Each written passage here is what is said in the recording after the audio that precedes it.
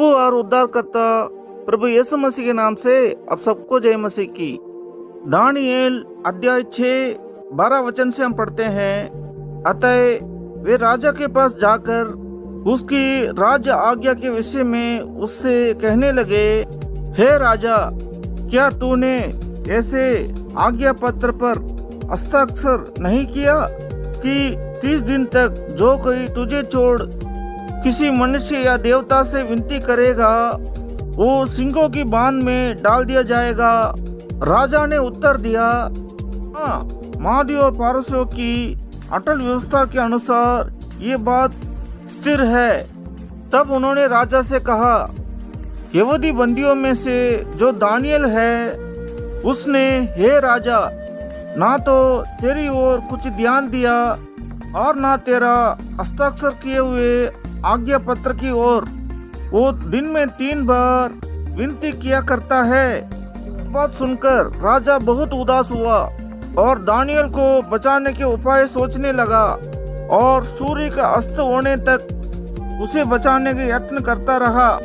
तब वे पुरुष राजा के पास उतावली से आकर कहने लगे, हे राजा, ये जान रख कि मादियों और पारसियों में ये व्यवस्था है कि जो जो निश्चित आज्ञा या आज्ञा राजा ठहराए वो नहीं बदल सकती। तब राजा ने आज्ञा दी और दानियेल को लाकर सिंहों की बांध में डाल दिया गया। उस समय राजा ने दानियेल से कहा, तेरा परमेश्वर जिसकी तू नित्य उपासना करता है वही तुझे बचाए।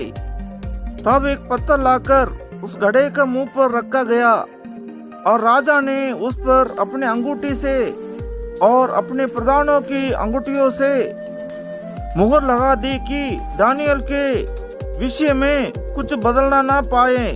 तब राजा अपने महल में चले गया और उस रात को बिना भोजन पड़ा रहा और उसके पास सुख विलास की कोई वस्तु नहीं पहुंचाई गई और उसे नींद भी नहीं आई।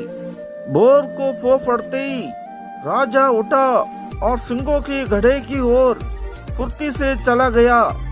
तब राजा घड़े के निकट आया, तब शोक भरी वाणी से चिल्लाने लगा और दानियेल से कहा, हे दानियेल, ये जीवित परमेश्वर के दास, क्या तेरा परमेश्वर जिसकी तू नित्य उपासना करता है तुझे सिंहों से बचा सका है?